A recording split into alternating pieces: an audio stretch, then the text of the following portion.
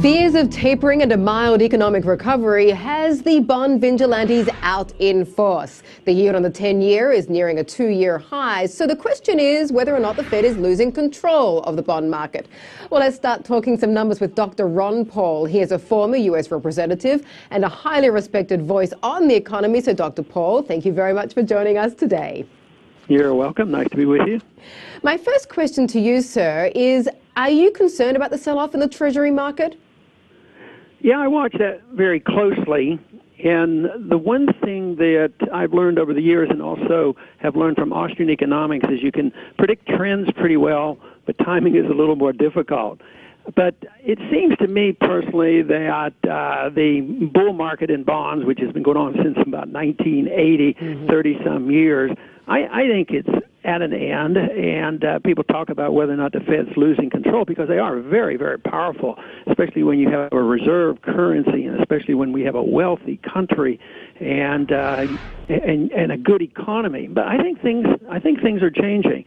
And also, governments, as well as central banks, eventually lose control. And I think that's what we're seeing right now. There's no gigantic increase in interest rates, but I think it's significant enough that maybe you're not going to see lower interest rates and that the bond rates and the mortgage rates are going to be higher, no matter what the Fed does. But if interest rates go up in spite of everything the Fed can do to try to keep them down, I think that spells big trouble, not only for our economy, but for the whole world economy. And of course, this all comes at a big time of flux because everybody knows, sir, that the Fed Chief Ben Bernanke is going to be stepping down at the end of the year. So I just want to play a little word play with you here, a little word association on his potential replacements. I'm going to give you the name. You tell me the very first words that come to your mind. So first off the bat, we have Janet Yellen.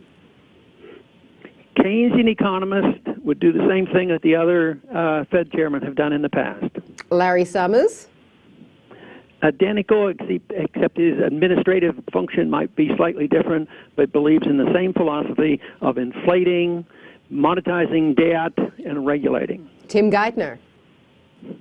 Oh, they're all the same. I mean, they're all Keynesians. They all believe in the central bank. So they vary techniques and all, but I wouldn't see the difference. I think we're missing the debate if we concentrate on the minor differences between and among these individuals, because the real issue should be, does anybody know what the interest rate should be?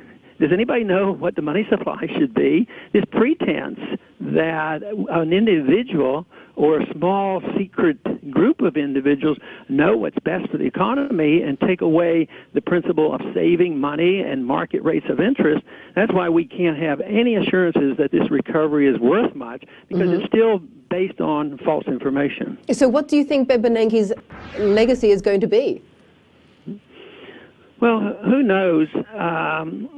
It should be that he has created a lot of chaos for us, but Greenspan should be recognized for that too. All central banking should be recognized for that. If you look at 100 years of history, destroying 98% of the value of the dollar and all the ups and downs and the suffering of the middle class.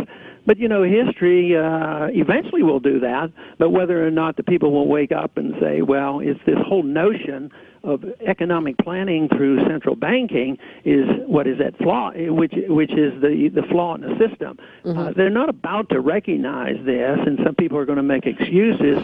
But who knows? Some financial crisis that hits even as Bernanke leaves, he may end up getting some blame for it. But I don't look to blame the individuals as much as I look to blame a whole philosophy of economic planning and monetary manipulation. There's no historic evidence to show that manipulating fiat money is a road to prosperity. In many ways, it is a thankless job. But thank you very much, Dr. Ron Paul. And be sure to check out the Ron Paul channel at www.ronpaulchannel.com. And thank you very much for joining us, sir. And that does it for us today. You can follow us on Twitter at CNBC Numbers. You can like us on Facebook for Talking Numbers. I'm Mandy Drury.